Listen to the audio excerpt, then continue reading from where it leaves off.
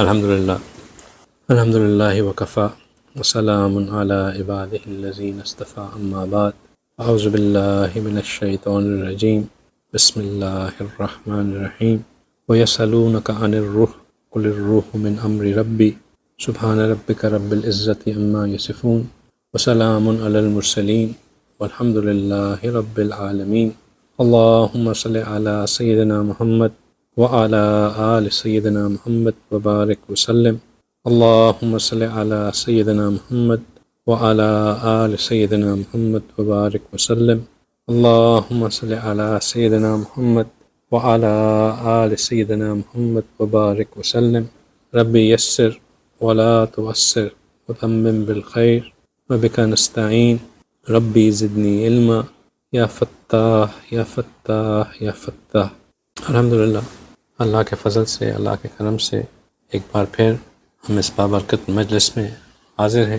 اللہ کا جتنا شکر ادا کریں، جتنا اللہ کا احسان مند ہوں وہ کم ہے کہ اللہ سبحانہ تعالیٰ ہمیں توفیق عطا فرماتے ہیں کہ ہم اپنی تمام تر کوتاہیوں، تمام تر لرزشوں، تمام تر خامیوں کے باوجود ان مجالس میں، ان مراکز میں، ان لوگوں کے ساتھ اٹھتے بیٹھنے کی توفیق مل جاتی ہے جن کے ساتھ ہونے سے، جن مجالس میں ہونے سے، جن اذکار کو سننے سے ہماری روح ایک بار پھر زندہ ہو جاتی ہے، ہمارا دل ایک بار پھر کھل جاتا ہے، ہمیں ایک وہ ری انفورسمنٹ مل جاتی ہے کہ ہم غلط نہیں ہیں، ہمیں ایک شوق ہمارے اندر پیدا ہو جاتا ہے کہ یہی راستہ ہے، اسی پہ چلنا ہے۔ ایک دفعہ پھر اپنے اندر جھانکنے کا موقع مل جاتا ہے کہ وہ کیا چیزیں ہیں جو کہ ہمیں اللہ سے دور کر رہی ہیں، اور پھر اپنا کورس کریکشن کر کے دوبارہ اپنے آپ کو اللہ کے ساتھ جوڑنے کی ایک کوشش میں لگنے کی ہمیں ایک توفیق مل جاتی ہے۔ یہ اللہ کا بہت بڑا فضل ہے کہ اللہ تعالیٰ ایسے مواقع عطا فرماتے ہیں۔ میں اکثر یہ بات سوچتا ہوں کہ ویکینڈ نائٹ ہے، دبئی کا جیسا ماحول ہے، دنیا کی ہر چیز جو بندہ سوچنا چاہے وہ یہاں کر سکتا ہے، اور ان تمام تر چیزوں کے ہونے کے باوجود اللہ سبحانہ تعالیٰ ہمیں ایسی جگہ پہ لا بٹھاتے ہیں جہاں رات کا اکثر حصہ ہم اللہ کی یاد میں، قرآن پاک کی آیات سننے میں، نبی پاک صلی اللہ علیہ وسلم کی احادیث مبارکہ کی تشریح تفسیر کو سمجھنے میں، اور پھر اللہ کے ذکر میں گزار دیتے ہیں۔ اس سے بہتر اللہ کی ہم پہ زیادہ کیا بڑا فضل ہو سکتا ہے؟ اور صرف اگر اسی فضل کی تلاش میں ہم اپنا پورا ہفتہ گزار دیں تو وہ بھی کم ہے کہ کہیں مجھ سے اگلے ہفتے یہ نعمت نہ چھن جائے، کہیں دوبارہ مجھے ایسی جگہ پہ آنے کی توفیق ایسا نہ ہو کہ کوئی ایسی چیز آ جائے کہ مجھے نہ ملے۔ اور بہت کچھ ہو سکتا ہے، بعض چیزیں جینوئن ہو سکتی ہیں، بعض چیزیں جو اس میں سب سے چیز خراب تر ہوتی ہے جو کہ واقعی ہی شیطان کی، جیسے کہتے ہیں نا شیطان 1-0 ہو گیا، شیطان 1 up ہو گیا، وہ یہ ہوتا ہے کہ شیطان آپ کو 7 بجے 7:30 بجے آپ کے دل میں یہ ڈال دے کہ میں آج بہت تھک گیا ہوں، آج جو ہے نا لیٹس اسکپ اٹ۔ جب یہ فیلنگ دل میں آئے کہ آج میں بہت تھک گیا ہوں، لیٹس اسکپ اٹ، سمجھ لیں کہ یہ شیطان کا وہ وار ہے جو اگر اس نے ایک دفعہ جیت لیا تو بس پھر اس کے بعد اسپائرل ڈاؤن ہی ڈاؤن۔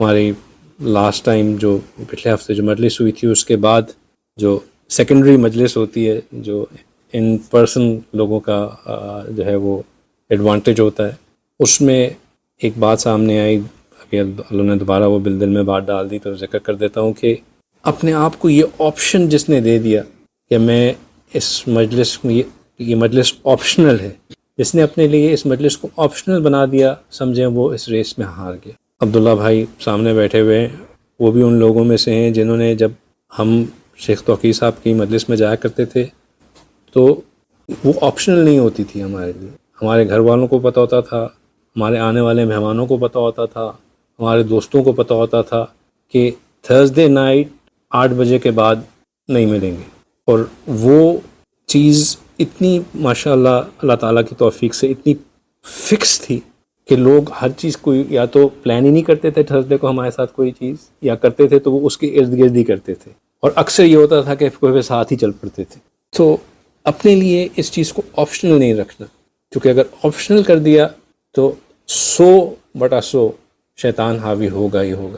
اور جب شیطان حاوی ہو گیا تو ایک بات یاد رکھیں کہ شیطان پہلے ذکر بھلاتا ہے، پھر نماز کو کمزور کرتا ہے، اور پھر بندے سے ایمان ہی چھین لیتا ہے. اس کو آپشنل نہیں کرے، یہ ایک لازم چیز سمجھ کے کرے. جب اللہ توفیق دے رہے ہیں تو اس کو ضرور بالضرور کریں. یہ آپ کے لیے بھی اتنی ضروری ہے، میرے لیے بھی اتنی ضروری ہے، ہم سب کے لیے بہت ضروری ہے. اس ایک مجلس کی برکت کی وجہ سے ہم بہت سی چیزوں سے بچے رہتے ہیں. ہم پچھلے دنوں ہم نے سالک اور مجذوب کے اندر جو ہے فرق کو سمجھا، اور ہم نے دیکھا کہ دونوں کی ڈیسٹینیشن ایک ہی ہے، منزل ایک ہی ہے، صرف سفر طے کرنے میں ایک کے لیے آسانی ہو جاتی ہے، ایک کے لیے مجاہدے زیادہ ہیں. لیکن اس میں جو چیز مزید سمجھنے والی ہے وہ یہ ہے کہ یہ جو سفر ہے، یہ سفر اصل میں انسان کی روح نے کرنا ہوتا ہے. یہ جو سالک کا سفر ہے یہ تو انسان کی روح کا سفر ہے. انسان کے جسم نے تو اس کا ساتھ دینا ہوتا ہے. یہ ایک بہت اہم نقطہ ہے جو ذرا ذہن میں رکھیں.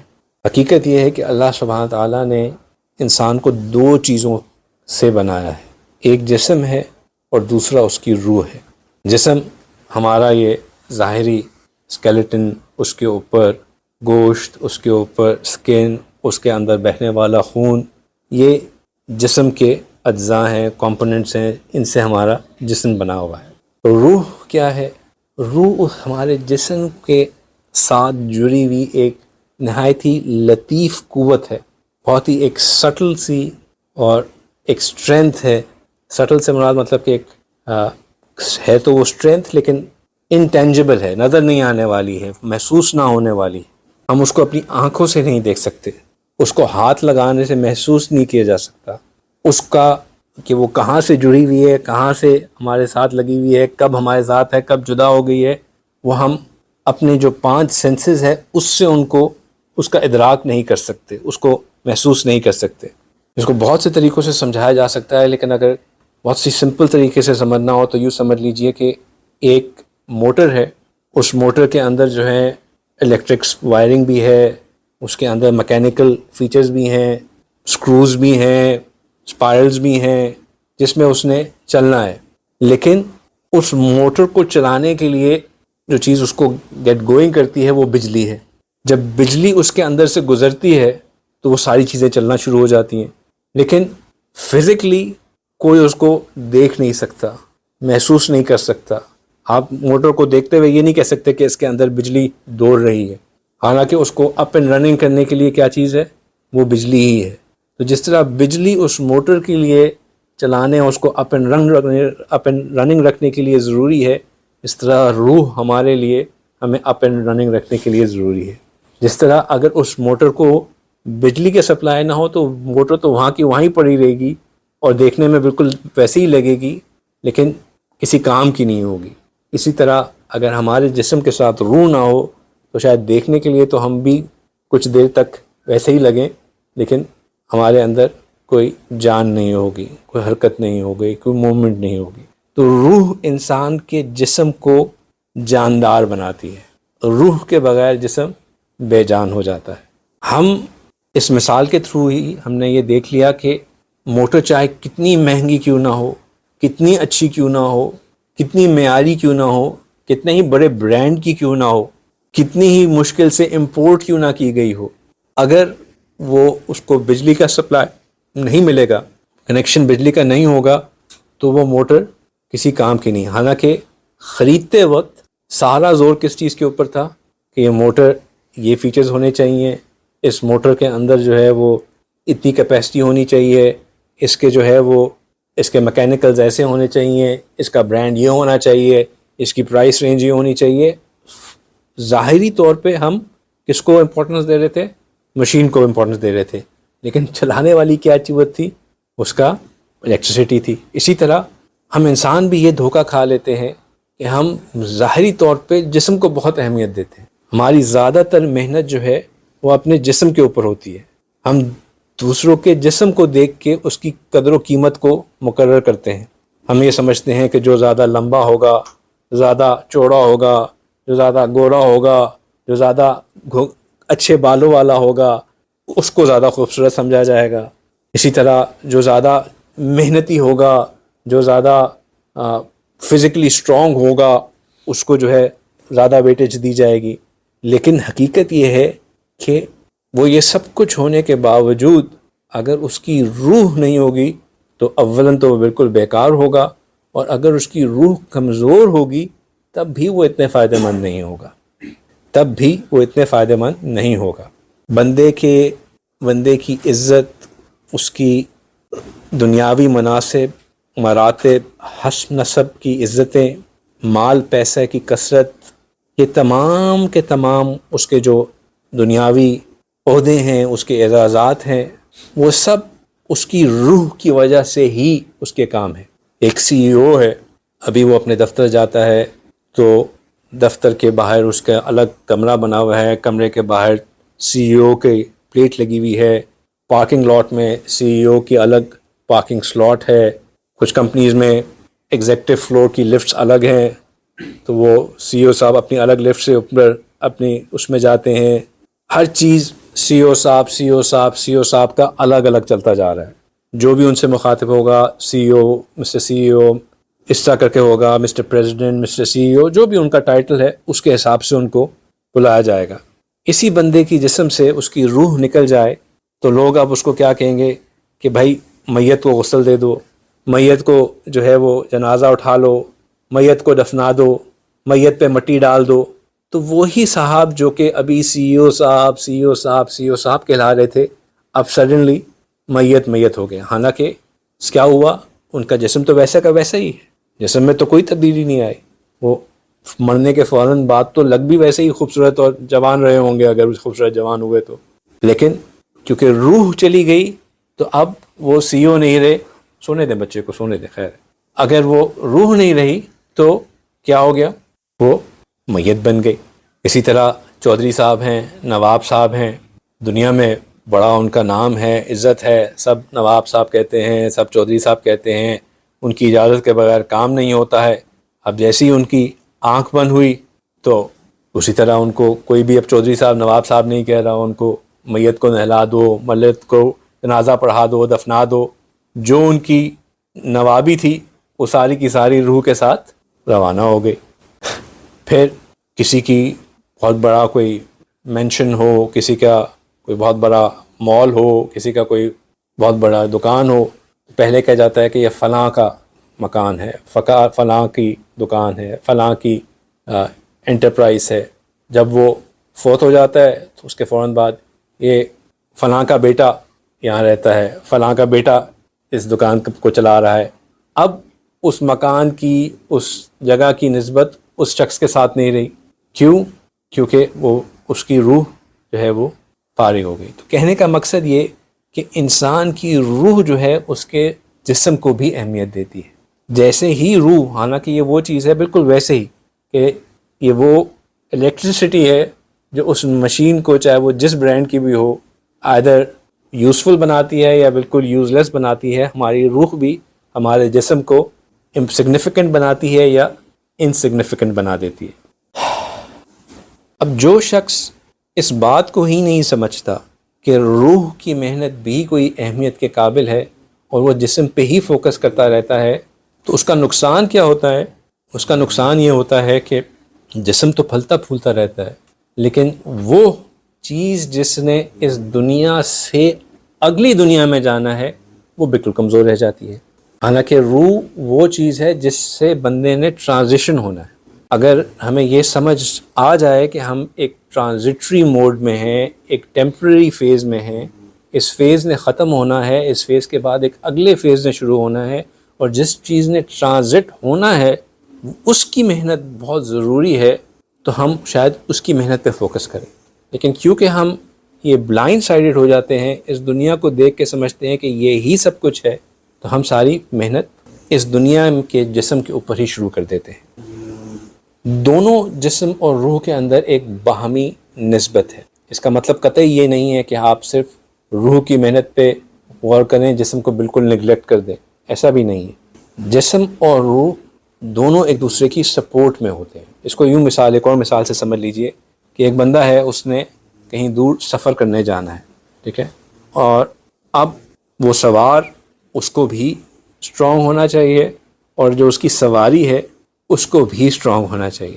اگر سوار جو ہے وہ ویک ہوا، اس میں زیادہ اسٹرینتھ نہ ہوئی، اس میں زیادہ انڈیورنس نہ ہوئی، اس میں زیادہ ہمت نہ ہوئی، برداشت کرنے کی قوت نہ ہوئی، تو وہ چند دن کی مسافت کے بعد ہی کمزور پڑ جائے گا، بیمار ہو جائے گا، تھک جائے گا، اور جب وہ سوار بیمار ہو جائے گا تو اب وہ اپنی سواری پہ قابو نہیں رکھ سکے گا۔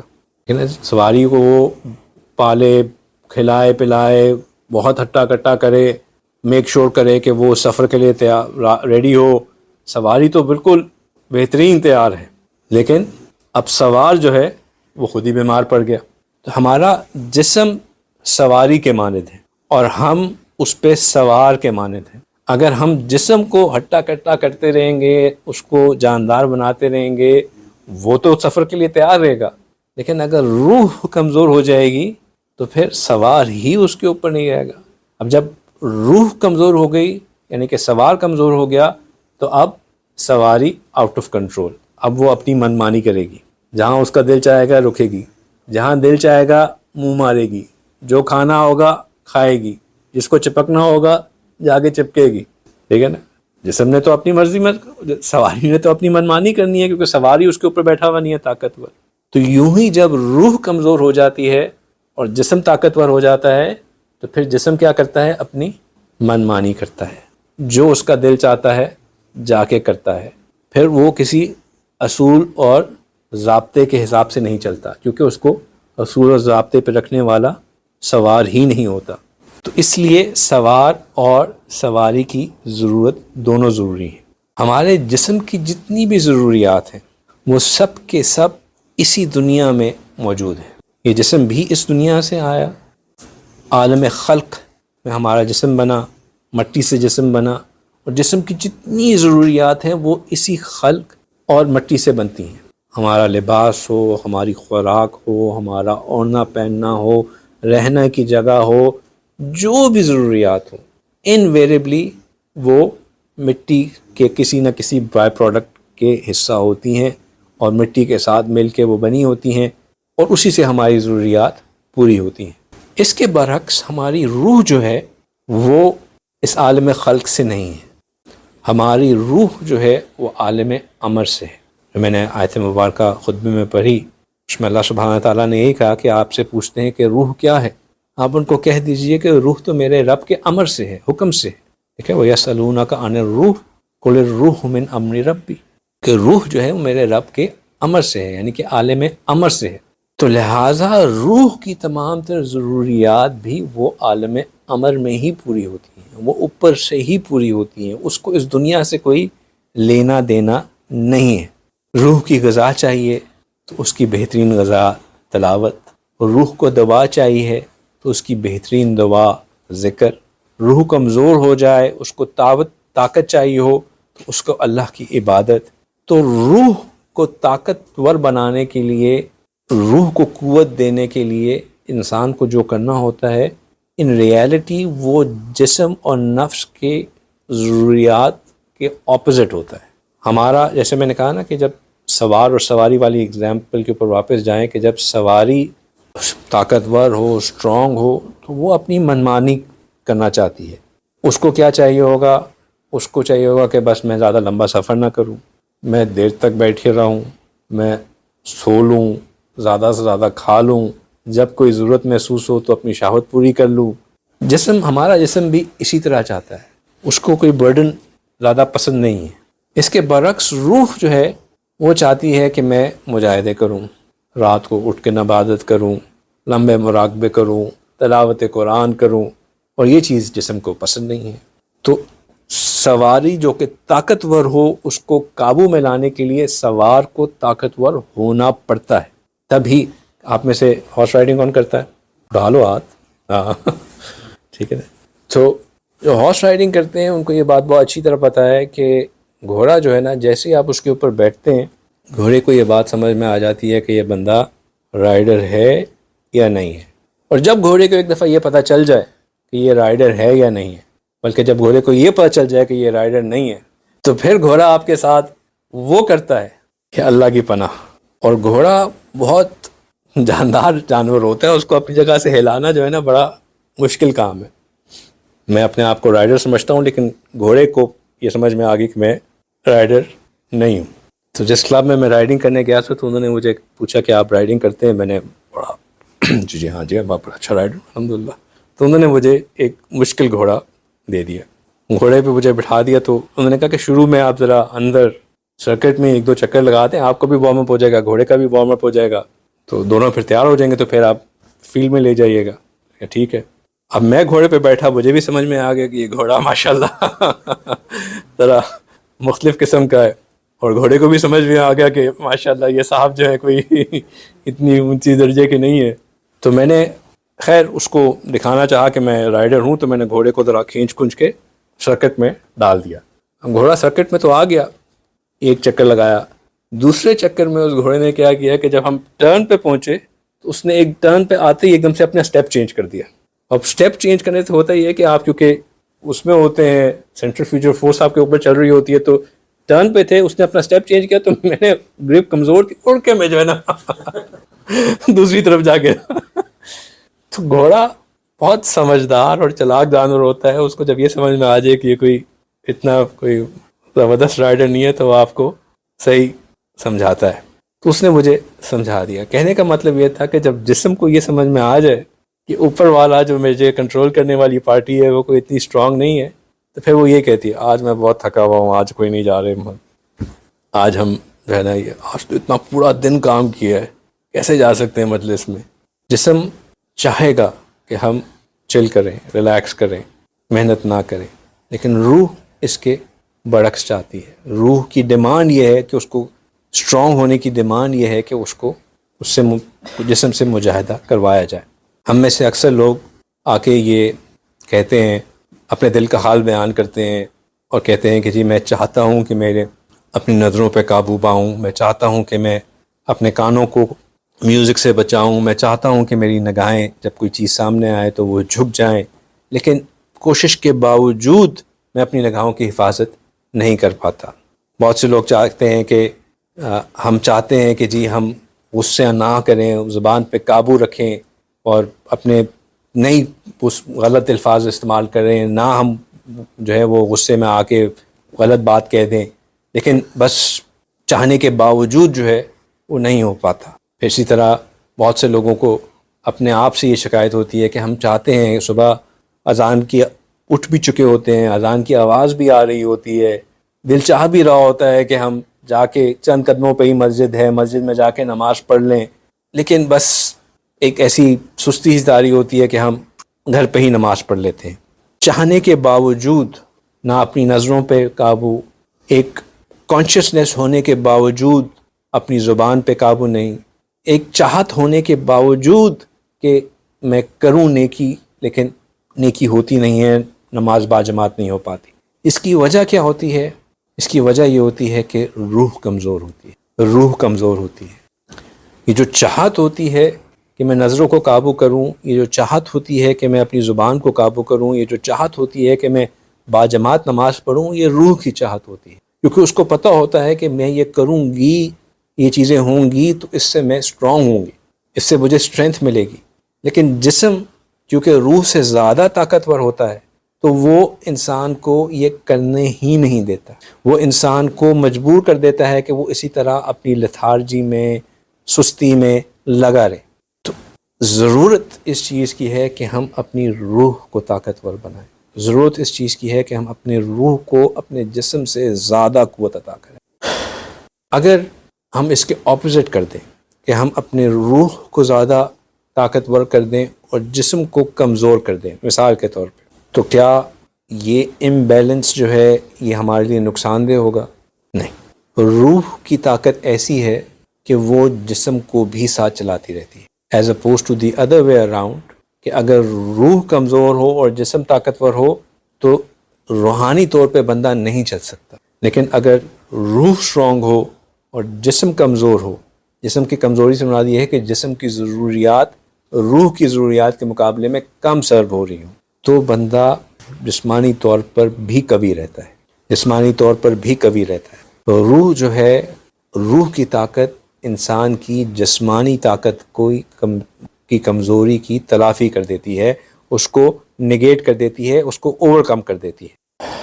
بہت سے اللہ والوں کی ایسی مثالیں ہیں جو کہ اکیلے 10 بندوں کا کام کرتے تھے، 10 بندوں کا کام ایک بندہ کر رہا ہوتا تھا، لیکن اگر ان کی غذا دیکھی جائے تو بس 3 لقمے، کم سے کم غذا، لیکن ایک چھوٹے بچے کی برابر کی غذا، لیکن اگر ان کا کام دیکھا جائے تو بے انتہا کام، 10 لوگوں سے زیادہ کام۔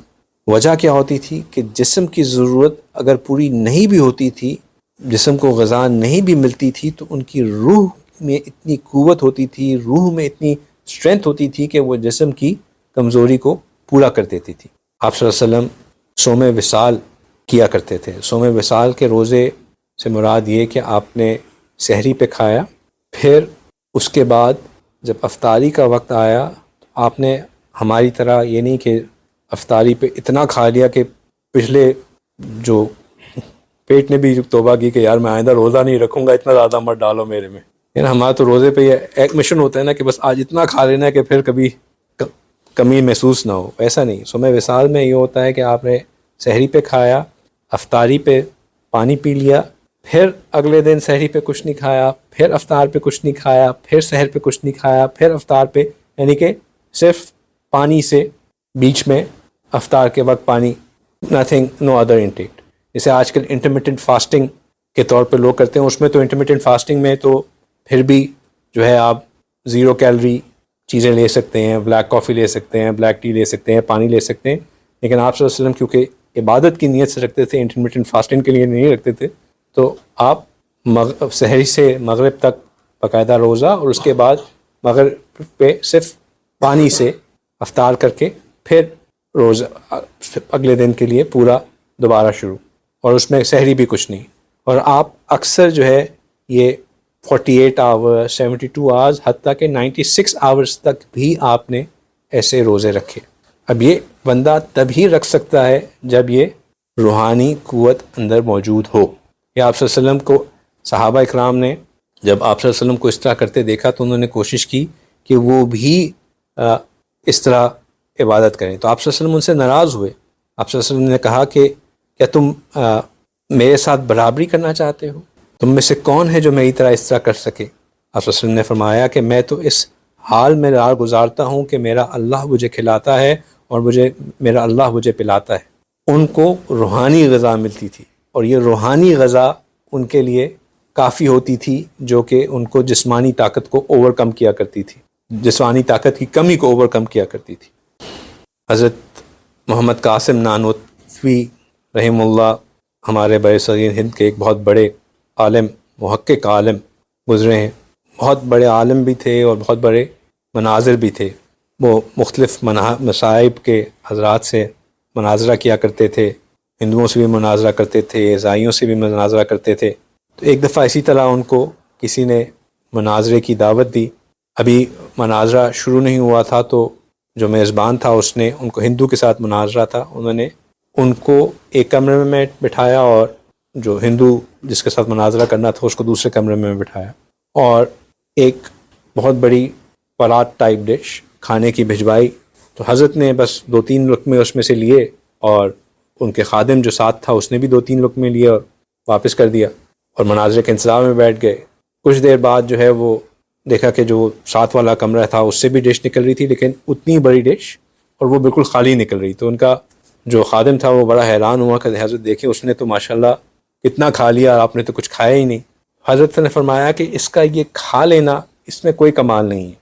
کمال تو تب ہو کہ ہم دونوں کو کمرے میں رکھا جائے اور 1 مہینے کے تک نہ کوئی پانی اندر بھیجا جائے اور نہ کچھ کھانے کو اندر بھیجا جائے، اور پھر 1 مہینے کے بعد آ کے دیکھا جائے کہ کون یہ کمرے سے زندہ نکلتا ہے۔ تو ان کو اپنی روحانی قوت پہ اتنا یقین تھا کہ اگر 1 مہینے تک بھی ان کو اس طرح کھانا نہ دیا جائے تو تب بھی وہ الحمدللہ رہ سکتے تھے۔ اسی طرح ہم اپنے اکابر کی حالات زندگی پہ غور کرتے ہیں تو وہ ان کی عبادت کا سن کے بندہ حیران رہ جاتا ہے۔ پوری رات عبادت کرنا، عشاء کے وضو سے فجر کی نماز پڑھنا، یہ تبھی ممکن ہوتا تھا کہ جب ان کو جسمانی قوت ان کے ساتھ، وہ اپنی جسمانی قوت پہ نہیں انحصار کر رہے ہوتے تھے بلکہ اپنی روحانی قوت پہ انحصار کر رہے ہوتے تھے۔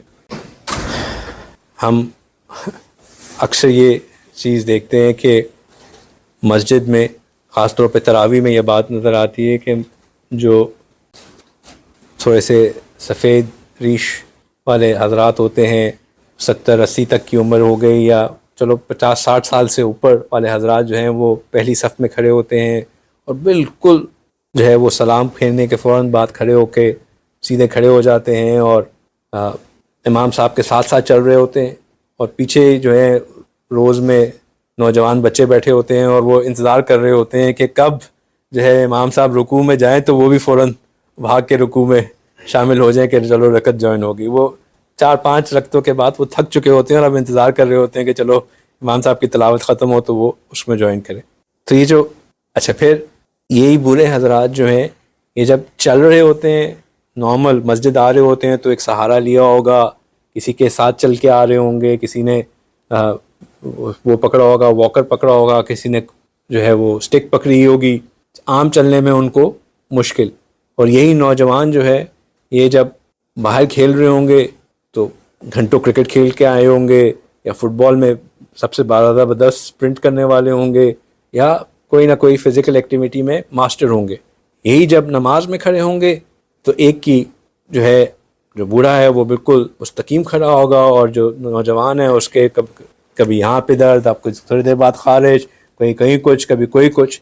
تو یہ جو وجہ ہے وہ یہ ہے کہ عبادت میں برے صاحب جو ہیں وہ مستقیم اس لیے ہو جاتے ہیں کہ ان کی روحانی قوت ان کی فزیکل کمزوری کو اوور کم کر دیتی ہے۔ وہ جو عام حالات میں چڑھ نہیں پا رہے تھے وہ اب بالکل سیدھے کھڑے ہیں، اور جو عام حالات میں کھیل کود کا ماسٹر تھا وہ اب اس سے کھڑا نہیں ہوا پا رہا۔ کیوں؟ کیونکہ روحانی قوت نہیں۔ تو عمل جو ہے وہ انسان کو قوت سے، روحانی قوت سے نصیب ہوتا ہے۔ ایک اور بڑی مزیدار مثال، سیدہ فاطمہ رضی اللہ تعالیٰ عنہ، وہ اپنے گھر کے سارے کام خود کیا کرتی تھیں، اور گھر کے کاموں کی وجہ سے ان کے ہاتھوں میں چھالے بن جاتے تھے، دن بھر محنت کرنا ایک مشکل کام ہوتا تھا، بچوں کو بھی سنبھالنا، گھر کی ضروریات بھی پوری کرنا۔ تو جب فتوحات ہونا شروع ہوئیں تو ایک عام مشاہدہ ہوا کہ اب غلام آتے ہیں، باندیاں آتی ہیں، تو انہوں نے علی رضی اللہ تعالیٰ عنہ سے ذکر کیا کہ دیکھیں میرے ہاتھ کس طرح جو ہے وہ چھلی، مطلب اس پہ چھالے بن رہے ہیں اور میں تھک جاتی ہوں۔ تو انہوں نے کہا کہ اب اگلی دفعہ انشاءاللہ اگلی دفعہ جب انشاءاللہ مال غنیمت آئے گا، اس کے ساتھ باندی اور غلام آئیں گے، تو ہم بھی رسول اللہ صلی اللہ علیہ وسلم کے سامنے عرض کر دیں گے کہ کچھ ہمیں بھی ہدیتاً عطا کر دیں تاکہ گھر پہ آسانی ہو جائے۔ تو ایک دن ایسا ہوا کہ کچھ باندی اور کچھ غلام آئے اور آپ صلی اللہ علیہ وسلم ان کو تقسیم فرما رہے تھے۔ سیدہ عائشہ رضی اللہ تعالیٰ سیدہ فاطمہ رضی اللہ تعالیٰ عنہ کو بھی پتہ چلا کہ ایسا ہو رہا ہے، تو وہ آپ صلی اللہ علیہ وسلم سے ملنے کے لیے تشریف لے کے گئیں۔ آپ صلی اللہ علیہ وسلم گھر پہ تو نہیں تھے، تو عائشہ رضی اللہ تعالیٰ عنہ کو انہوں نے بتا دیا کہ میں اس مقصد کے لیے آئی تھی، جب رسول اللہ صلی اللہ علیہ وسلم واپس تشریف لائیں تو ان کے سامنے عرض کر دیجیے گا۔ آپ صلی اللہ علیہ وسلم واپس آئے، ان کو بتایا گیا کہ فاطمہ رضی اللہ تعالیٰ عنہ آئی تھیں اور یہ خواہش کا اظہار کر کے گئی ہیں۔ تو آپ صلی اللہ علیہ وسلم اپنے حجرہ مبارک سے نکلے اور سیدھا ان کے گھر تشریف لے گئے۔ حدیث مبارکہ میں آتا ہے کہ سیدنا علی اور فاطمہ رضی اللہ تعالیٰ عنہ زمین پہ آلریڈی بستر بچھا کے لیٹے ہوئے تھے۔ آپ صلی اللہ علیہ وسلم اجازت لے کے اندر گئے اور ان کے درمیان ہی تشریف فرما ہو گئے۔ ان کو کہا آپ لوگ لیٹے رہیں۔ ان سے پوچھا کہ میں نے یہ بات سنی ہے، تو کیا آپ واقعی اس چیز کی خواہش مند ہیں؟ تو انہوں نے دوبارہ عرض کی کہ حضرت ایسا ہی ہوتا ہے، دن بھر محنت کرنے سے، اتنے کام کرنے سے، آٹا بنانے سے، جھاڑو لگانے سے، گھر کا صفائی کرنے سے، بچوں کا خیال کرنے سے میرے بہت تھکاوٹ ہو جاتی ہے اور جسمانی کمزوری ہو جاتی ہے، تو اگر کوئی مجھے ہاؤس ہیلپ مل جائے تو آسان ہو جائے گا کام۔ تو آپ صلی اللہ علیہ وسلم نے ان کو کیا کہا؟ آپ صلی اللہ علیہ وسلم نے فرمایا کہ میں آپ کو ایک ایسا عمل نہ بتا دوں کہ اگر آپ یہ کریں تو اللہ آپ کے لیے آپ کے کاموں کو آسان کر دیں۔ انہوں نے کہا ہاں جی بتائیے۔ تو انہوں نے کہا کہ آپ رات کو سونے سے پہلے 33 بار سبحان اللہ، 33 مرتبہ الحمدللہ اور 34 مرتبہ اللہ اکبر پڑھ لیا کریں. 33 ٹائمز سبحان اللہ، 33 ٹائمز الحمدللہ اور 34 ٹائمز اللہ اکبر پڑھ لیا کریں. یہ آپ کے لیے کسی غلام یا باندی سے بہتر ہے. اس سے اللہ سبحانہ تعالیٰ آپ کے کاموں کو آسان کر دے گا. اب لاجکلی سوچا جائے تو رات کو سونے کا وقت، دن بھر کی تھکن کے بعد ایک فائنل ٹاسک ملتا ہے جہاں بندہ جا کے لیٹتا ہے، کہتا ہے کہ اب تو میں سو سکتا ہوں، ذرا ریلیکس کر سکتا ہوں. اس وقت بھی آپ صلی اللہ علیہ وسلم نے کیا کر دیا؟ ایک اور ٹاسک اسائن کر دیا کہ ابھی سونا نہیں ہے، اب یہ کر لو، مزید عبادت کر لو. ہم بچوں کو کبھی کہتے ہیں نا بیٹے سونے سے پہلے سورہ ملک پڑھ لیا کرو، یہ پڑھ لیا کرو. یار فون فائنلی تو لیٹنے گئے تھے، مطلب آپ اور ٹاسک اسائن کر رہے ہیں. ذہن تو یہی سوچتے ہیں نا، لاجکلی تو بات یہی ہے کہ بھائی اب میں فائنلی بیڈ میں آ کے لیٹا ہوں، تھوڑا سا میں اب اٹس می ٹائم، میں ریلیکس کروں گا، ذرا وائنڈ ڈاؤن ہوں گا. دنیا تو ہمیں یہی سکھاتی ہے نا کہ وائنڈ ڈاؤن ہو، ریلیکس ہو، تھوڑا سا ذرا لوشن کریم لگائیں، تھوڑا سا ذرا ایز راؤنڈ ہو کے پھر سونے والی بات کریں، تھوڑا سا آگے ہو جائے. تاکہ آج ماشاء اللہ مین اونلی سن کے لڑکوں کو لگتا ہے سب مردوں نے کہ آج سارے ہی آ جائیں. ماشاء اللہ. ارے یار اگر آپ سارے اس بات پہ آتے ہیں تو پھر میں ساری مجالس ہی مین اونلی کر لیتا ہوں. لیکن آپ صلی اللہ علیہ وسلم کیا فرما رہے ہیں؟ آپ صلی اللہ علیہ وسلم ان کو مزید کام دے رہے ہیں.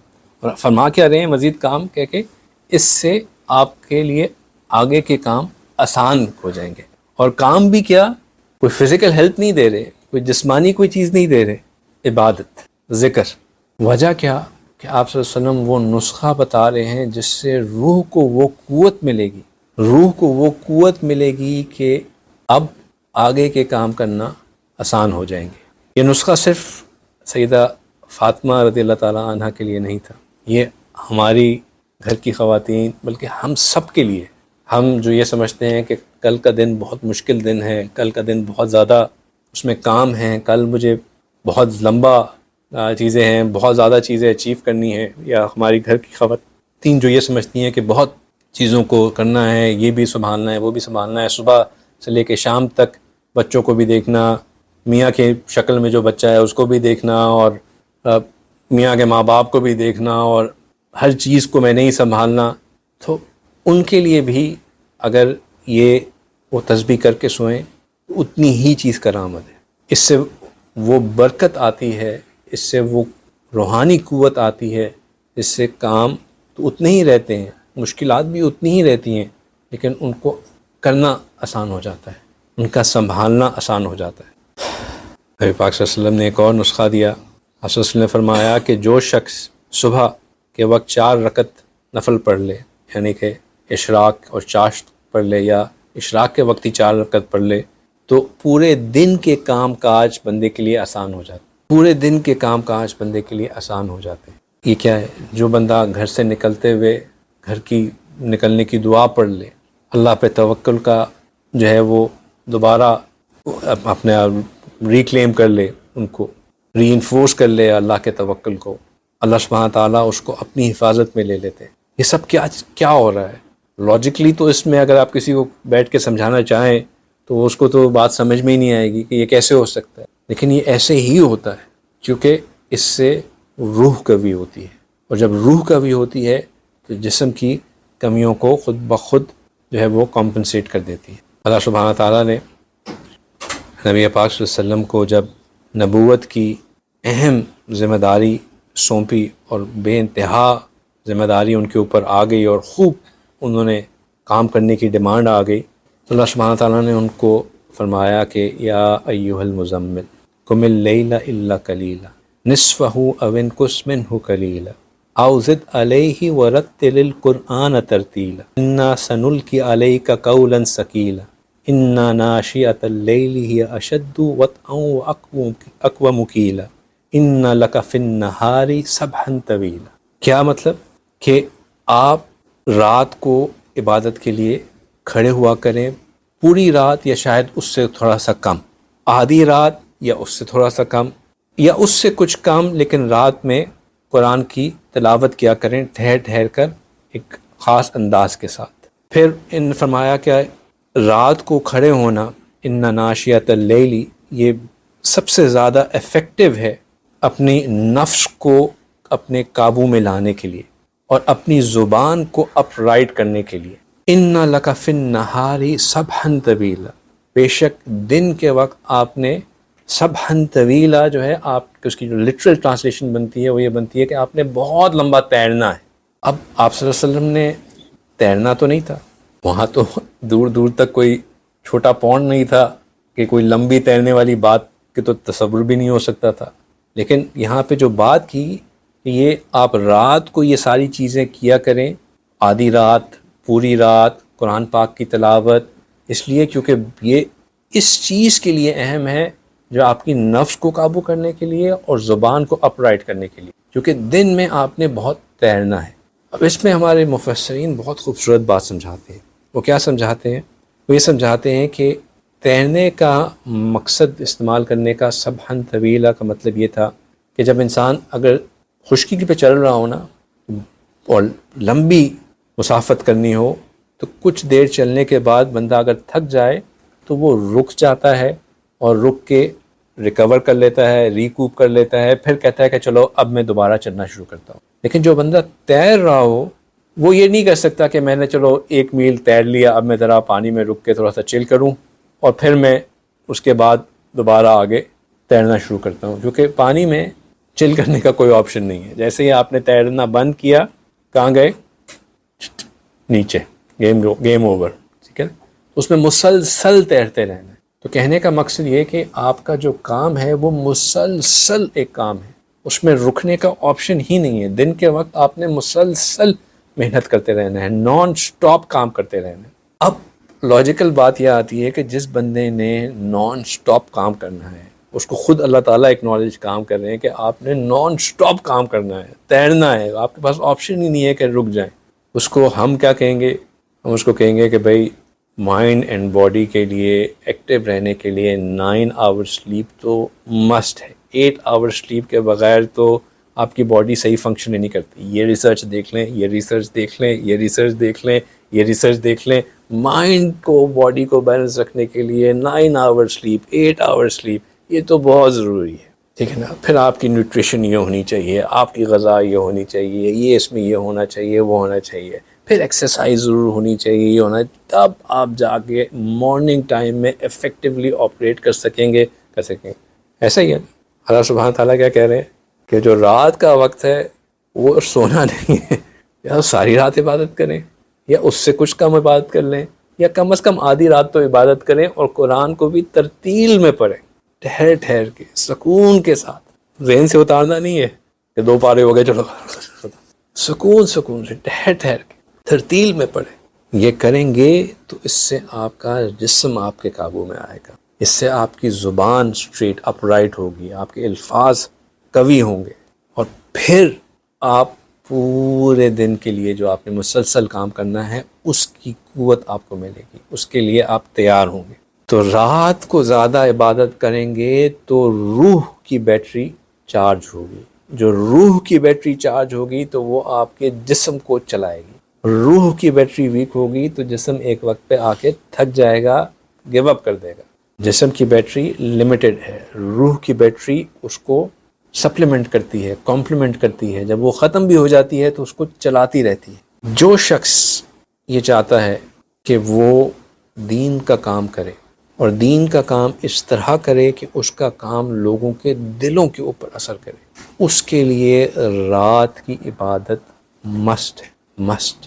کیونکہ رات کے وقت انسان کی بیٹری اس طرح چارج ہوتی ہے جس طرح کسی اور وقت میں نہیں ہوتی. رات میں کی ہوئی اللہ کا ذکر، رات میں کی ہوئی اللہ کی تلاوت، رات کی وقت میں کی ہوئی نوافل انسان کو وہ قوت عطا کرتے ہیں جو کسی اور وقت میں نہیں ہوتے. اس لیے کیونکہ یہ سب سے اس میں بڑی بات یہ ہوتی ہے کہ یہ ریا سے پاک ہوتی ہے. اس میں کوئی دیکھ نہیں رہا ہوتا، کسی کو کوئی دکھاوے کا کوئی عمل نہیں ہوتا. یہ صرف محض اور محض اللہ کی رضا کے لیے ہوتی ہے. اور جو اس کو کرتا ہے وہ اس سے وہ پاتا ہے کہ پھر وہ نہ صرف اس کے اپنے لیے کافی ہوتی ہے بلکہ وہ پاور بینک بھی بن جاتا ہے. وہ دوسروں کو بھی بیٹری چارج کرنے کے کام آتا ہے. دوسرے جو اس کے ساتھ آ کے جڑتے ہیں وہ بھی چارج ہو کے جاتے ہیں. اگر ہم بیٹری سے پاور بینک بننا چاہتے ہیں، ٹھیک ہے نا، ایک ہے کہ آپ ابھی صرف خود بیٹری ہیں، اپنے جسم کو چلا رہے ہیں، پھر ایک ہے کہ آپ پاور بینک بن جائیں کہ دوسرے بھی آپ سے آ کے اپنی بیٹری چارج کرائیں۔ اگر آپ افیکٹو پاور بینک بننا چاہتے ہیں، کس برانڈ کا پاور بینک اچھا ہوتا ہے؟ یو گرین کا۔ اگر آپ یو گرین کے پاور بینک بننا چاہتے ہیں، ٹھیک ہے، تو پھر رات کی عبادت ضروری ہے، رات کی عبادت ضروری ہے۔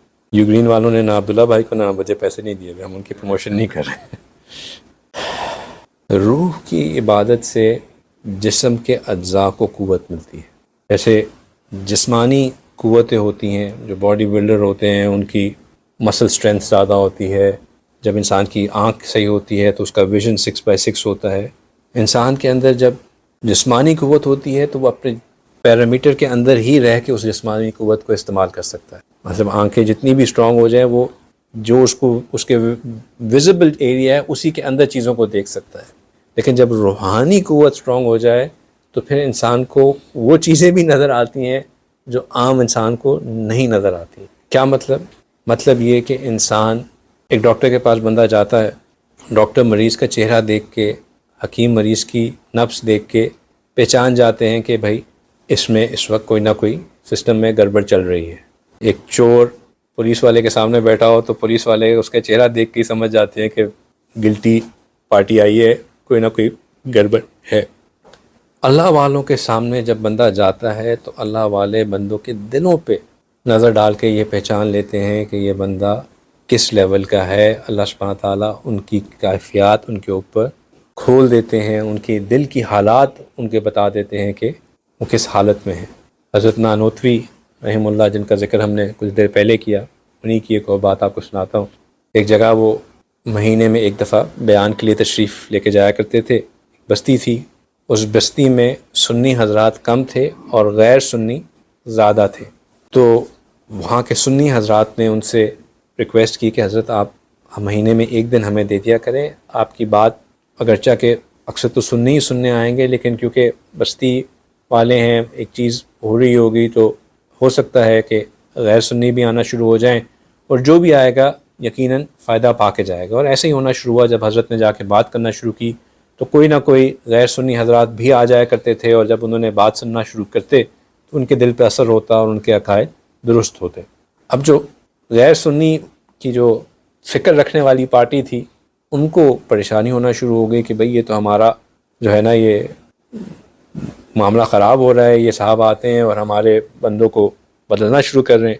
تو انہوں نے کہا کہ چلو اس دفعہ ہم ایسا کرتے ہیں کہ ہم جو ہے وہ 10 بندے ایسے تیار کرتے ہیں کہ جیسے یہ بیان کرنے آئیں گے، ہم بیان کے درمیان میں ایک کے بعد دوسرے بندے کو کھڑا کر دیں گے کہ وہ سوال پوچھے، اور وہ سوال پوچھنے کے جواب میں لگ جائیں گے اور ان کا بیان ہوگا ہی نہیں، اور بیان ہی نہیں ہوگا تو پھر یہ ایسے ہی ان کو جانا پڑے گا، اور ہم اسی طرح ان کو بھانپ لیا کریں گے۔ تو انہوں نے 10 لوگوں کو تیار کرایا اور ان کو خوب جو ہے نا وہ سوال دے دے کے ان کو تیار کیا کہ تم نے بس یہ پوچھنا ہے اور تم نے اس طرح کھڑے ہو کے پوچھ لینا ہے اور بات نہیں کرنے دینا اور بیچ میں ان کو انٹرپٹ کر دینا ہے اور بیان بالکل خراب ہو جائے۔ وہ لوگ سب تیار ہو گئے، اس طرح ان کے وہ 10 بندے نمائندے جو تھے ان کے۔ تو حضرت آ کے بیٹھے، انہوں نے کہا کہ دیکھیں بات تو میں ہر مہینے ہی آپ سے کرتا ہوں، آج میرے دل میں خیال آیا کہ کیوں نہ بہت سے سوالات ہیں لوگوں کے دلوں میں اٹھتے رہتے ہیں، تو میں ان سوالات کا جواب دوں۔ اور میں نے یہ سوچا کہ لوگوں کے دلوں میں اکثر یہ سوال آتا ہے، پہلا جو سوال تھا وہ بولا اور اس کا جو جواب یہ ہوتا ہے، اور پھر لوگوں کے دلوں میں یہ بھی سوال آتا ہے، جو دوسرا سوال تھا اس کا جواب دیا، تیسرا، چوتھا، پانچواں، جو 10 کے 10 سوالات ان کے ذہنوں میں تیار تھے، حضرت نے خود اللہ تعالیٰ نے ان پہ وہ کشف کیا، انہوں نے وہ مدلل انداز سے ان سوالوں کے جواب دیے، حتیٰ کہ وہ جو 10 سوال پوچھنے والے تھے وہی جو ہے نا وہ انہوں نے ہی اپنا عقیدہ درست کر لیا۔ تو یوں اللہ جو ہے وہ لوگوں پہ کھول دیتا ہے معاملات کو۔ ایک دفعہ کیا ہوا، یہ تو بہت ہی مزیدار واقعہ، بستی والوں نے انہوں نے کہا کہ اب ان کو ہم شرمندہ کریں گے ایک اور طریقے سے۔ بیان ختم ہوا تو انہوں نے کہا کہ حضرت ہمارے ہاں فوتگی ہو گئی ہے، تو ہم چاہتے ہیں کہ آپ آ کے جنازہ پڑھا دیں۔ حضرت نے ان سے کہا کہ دیکھیں میں آ کے جنازہ پڑھاؤں گا تو مناسب نہیں لگتا، آپ کے اپنے مولوی ہیں وہ پڑھیں تو بہتر ہے، ورنہ آپ کے مولوی ناراض ہوں گے کہ آپ نے مجھ سے پڑھوا لیا. انہوں نے کہا نہیں حضرت وہ مولوی ہمارے اویلیبل نہیں ہیں آج، یہ ہے وہ ہے. بس انہوں نے ضد ہی لگا لی کہ آپ ہی پڑھیں. ان کا مقصد یہ تھا کہ جنازہ شروع ہوگا تو بندہ جس کو میت بنایا ہوا تھا اس کو انہوں نے بتایا تھا کہ بس تم نے اٹھ کے بیٹھ جانا ہے دوسرے اللہ تکبیر کے بعد، اور ہم یہ شور مچا دیں گے کہ تو اس کو یہی نہیں پتہ ہوتا کہ بندہ زندہ ہے نہیں، یہ جو ہے دیکھو کس قسم کا جو ہے وہ بڑا بنتا ہے، یہ کرتا ہے وہ کرتا ہے. تو حضرت نے کہا کہ نہیں، اگر آپ مجھ سے پڑھائیں گے تو آپ کا بہت نقصان ہوگا، آپ مت پڑھائیں. انہوں نے کہا نہیں حضرت آپ ہی پڑھائیں، بس آپ پڑھائیں آپ پڑھائیں.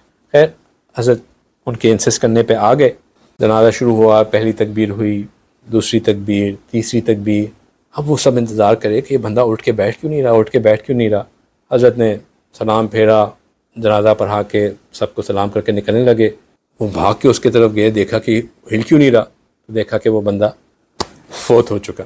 حضرت نے مڑ کے کہا کہ جس کا جنازہ کیا فرمایا حضرت نے کہ کہ جس کا جنازہ قاسم پڑھا لیتا ہے وہ قیامت کے دن سے پہلے نہیں اٹھ سکتا. جس کا جنازہ قاسم پڑھا لیتا ہے وہ قیامت کے دن سے پہلے نہیں اٹھ سکتا. اور یہ واقعی ایسا ہوتا ہے کہ جب اللہ کے بندوں کے ساتھ کوئی لڑائی لیتا ہے تو پھر اللہ اس کا دفاع کرتے ہیں، اللہ اس کا دفاع کرتے ہیں. حضرت مولانا اشرف علی تھانوی نے لکھا ہے کہ حضرت شاہ عبد القادر رحمہ اللہ نے دہلی کی جامع مسجد میں اعتکاف کیا، خوب ذکر کیا، لا الہ کی ضربیں لگائیں، روح بہت طاقتور ہو گئی.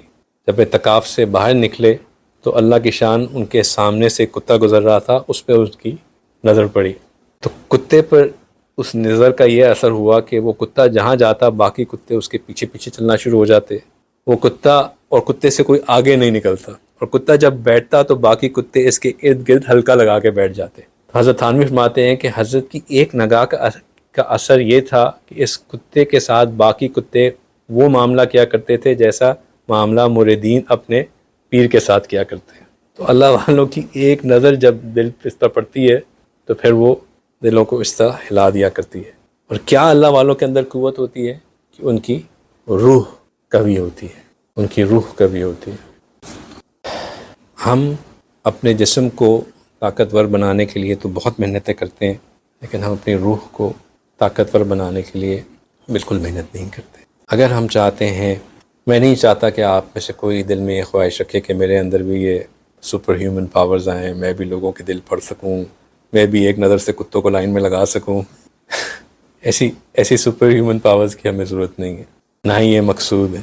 مقصد صرف اتنا ہے کہ اگر میرا دل چاہتا ہے کہ میں اپنی نظر کو نیچے رکھ سکوں، اگر میرے اندر یہ خواہش ہے کہ میں 5 کی 5 نمازیں باجماعت پڑھ سکوں، تو میں سستی، ہمت ہارنے کی وجہ سے، کاہلی کی وجہ سے پیچھے نہ رہ جاؤں. جب نیکی اور بد میں یا نیکی یا کم نیکی میں میرا جسم اور میری دل کی خواہش میں مقابلہ ہو تو 100/100 میرا دل جیتے، میں زیادہ نیکی کروں کم نیکی نہ کروں. یہ بیر منیمم سٹیٹ ہونی چاہیے. بیانات میں یہ سارے واقعات سنائے جاتے ہیں تو بندے کو لگتا ہے کہ بس وہی الٹیمیٹ سٹیٹ ہے. وہ تو ہے لیکن وہ بہت دور کی سٹیٹ ہے. ہمیں اپنے لیول پہ لے کے بات کرنی چاہیے. ہمارا لیول تو اس وقت یہ ہے کہ صبح 5 ساڑھے 5 ہر ایک کو پتہ ہے، یہاں پہ کوئی بندہ جو ہے یہاں بیٹھا ہے اس کو نہیں پتا کہ ایسے کوئی بھی نہیں ہے کہ اس کو نہیں پتا کہ 5:30 بجے سیٹرڈے سنڈے کو مراقبہ ہوتا ہے. اور کتنے لوگ ہیں وہ خود جانتے ہیں کہ وہ ہمت کر کے کہتے ہیں کہ یار میں بس شامل ہوں گا. حالانکہ کیا ہے، اسی بستر پہ جس میں بیٹھے ہوئے ہیں اسی میں بیٹھ کے آن کر کے ٹیک لگا کے یوں بیٹھنا ہوتا ہے. اس سے زیادہ کیا ریکوائرمنٹ ہوتی ہے کوئی ریکوائرمنٹ؟ مطلب کوئی بیٹھے تو یار خدا کے لیے یوں تو بیٹھ جائے کریں. ایک لڑکا ہے آسٹریلیا سے، اس نے جوائن کیا، بیچارہ نیا سلسلے میں داخل ہوا تو گروپ پہ میسج آیا کہ اسٹارٹنگ ناؤ. تو اس نے کہا میں ابھی آ جاتا ہوں. اس کالج بے بھی نہیں پتا. تو اس نے اپنے دوست کو بتایا یار میں آیا تھا، میں نے دیکھا شیخ صاحب بھی انہوں نے پیچھے بڑا ستاروں والا بیک گراؤنڈ لگایا ہوا ہے، وہ بھی یوں کر کے بیٹھے ہوئے ہیں، باقی سارے بھی یوں بیٹھے ہوئے ہیں، سب سو رہے تھے. میں نے کہا پتہ نہیں ہے کیا ہو رہا ہے. تو سونے کے لیے آ جائے کرے، ہمت تو کرے.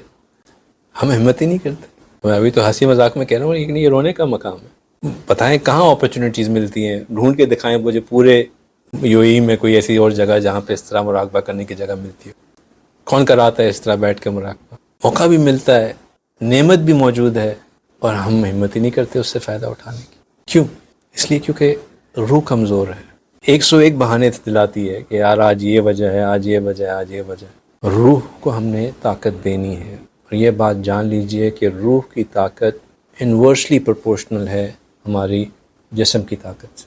ہمارا جسم چاہتا ہے ریلیکس چل کرنا، جسم چاہتا ہے مجھے سونے دو، روح چاہتی ہے مجھے رات کو اٹھاؤ، جسم چاہتا ہے کہ میں کوئی نہیں چاہ رہا سرد موسم میں گرم ٹھنڈے پانی سے وضو کرنا، جسم کہتا ہے نہیں جاؤ کرو، ٹھنڈا ہے گرم ہے جو بھی ہے اٹھو کرو۔ جسم کہتا ہے جہاں بھوک لگی ہے، جس چیز کی بھوک لگی ہے کھا لو۔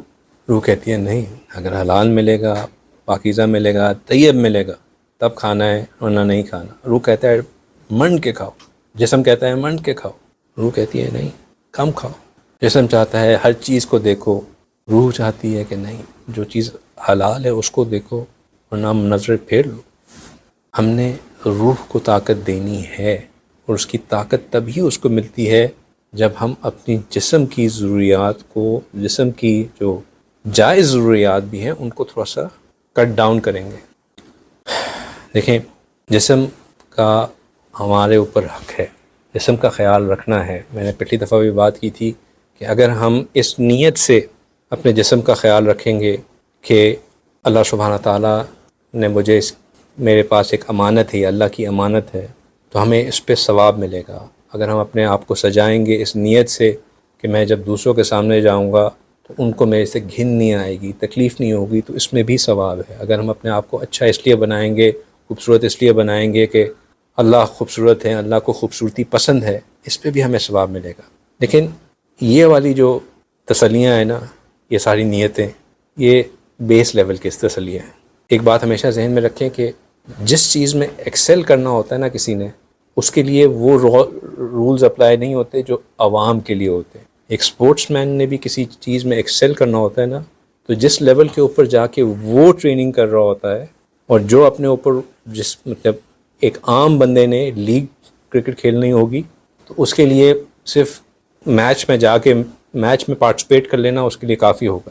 لیکن ایک نے اگر گریڈ 1 کرکٹ کھیلنی ہے، پروفیشنل کرکٹ کھیلنی ہے، تو اس کے لیے صرف میچ کافی نہیں ہوگا، اس کے لیے پھر اپنی میچ کے باہر گھنٹوں کی practice, net practice, physical exercise, diet control, سب چیزیں اس کو کرنی ہوں گی۔ جس طرح کسی بھی چیز میں ایکسل کرنے کے لیے نارمل سے ہٹ کے کام کرنا پڑتا ہے، اسی طرح اگر آپ روحانیت میں ایکسل کرنا چاہتے ہیں، اللہ کا قرب پانا چاہتے ہیں، تقوی کی انتہا پہ پہنچنا چاہتے ہیں یا تقوی تک پہنچنا چاہتے ہیں، تو پھر یہ جو میرا جسم میری مرضی والی کہانی ہے نا، یہ نہیں چل سکتی۔ پھر وہ جو آپ صلی اللہ علیہ وسلم کو سکھایا گیا کہ رات کیسے گزارنی ہے، اس پہ عمل کرنا پڑے گا۔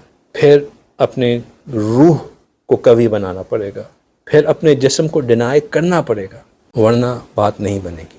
اور روح، میں نے آپ کو یہ بات پہلے بھی سمجھائی بھی ہے کہ روح جو ہے وہ ذکر سے پرواز پاتی ہے۔ ہم نے شروع میں ایک بات کی کہ روح جو ہے اس کو اپنے اصل کی طرف لوٹنا ہے۔ روح کہاں سے ہے؟ عالم امر سے ہے، اس نے اپنے اصل کی طرف لوٹنا ہے۔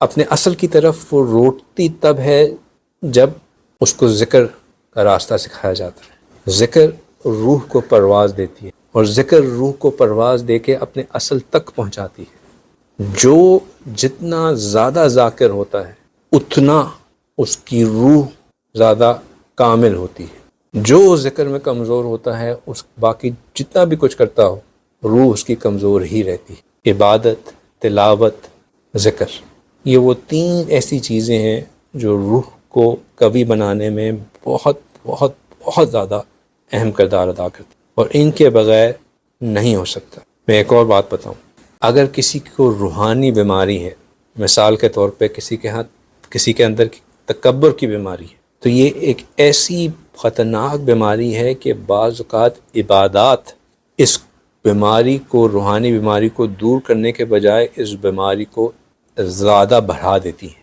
کیسے؟ ایک بندہ حج کرتا ہے، ایک بندہ باجماعت نماز پڑھتا ہے، ایک بندہ خوبصورت تلاوت کرتا ہے، اگر اس کے اندر تکبر کی بیماری ہے تو اب اس کے اندر یہ چیز پیدا ہو سکتی ہے کہ میں تو ماشاءاللہ 5 وقت باجماعت نمازی ہوں، یہ کون ہوتا ہے مجھے کچھ کہنے والا، اس کو تو میں نے کبھی مسجد میں دیکھا ہی نہیں۔ یا اپنے ساتھ آنے والے نمازیوں کے اوپر اس کی نظر ہو سکتی ہے کہ اچھا یہ تو دوسری رکعت میں شامل ہوتا ہے. اس کو تو میں نے کبھی تکبیر اولیٰ کے ساتھ ہوتے ہوئے دیکھا ہی نہیں.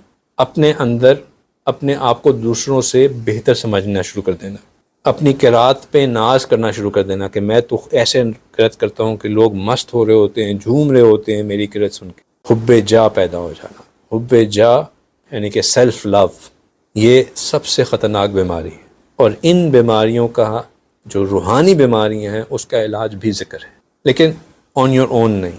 وہ ذکر جو بندہ کسی شیخ کی مائیت میں سیکھے. میں نے پچھلی دفعہ ایک بات کی تھی کہ جب بندہ کسی کی صحبت میں آتا ہے، کسی کی خدمت میں آتا ہے تو بندے کی میں مٹتی ہے، کیونکہ پھر بندہ اپنے آپ کو کسی کے حوالے کرتا ہے. کسی کی صحبت میں آ کے اس سے ذکر سیکھنا یہ بندے کو روحانی طور پہ درست کرتا ہے، اور یہ عین سنت ہے. تھرو آؤٹ صحابہ اکرام نے اپنے آپ کو آپ صلی اللہ علیہ وسلم کے حوالے کیا، تابعین نے اپنے آپ کو صحابہ اکرام کے حوالے کیا، تبع تابعین نے اپنے آپ کو تابعین کے حوالے کیا. یہ یوں ہی چلتا ہے سلسلہ. اپنے آپ کو اپنے بڑے کے حوالے کرنا ہوتا ہے، تب بندہ کبھی بنتا ہے. اللہ تعالیٰ، معذرت چاہتا ہوں آج بات تاخیر سے بھی شروع ہوئی اور لمبی بھی ہو گئی، لیکن اللہ تعالیٰ ہم نے جو کہا اس پہ سننے اور عمل کرنے کی توفیق عطا فرمائے. وآخر دعوانا ان الحمد للہ رب العالمین.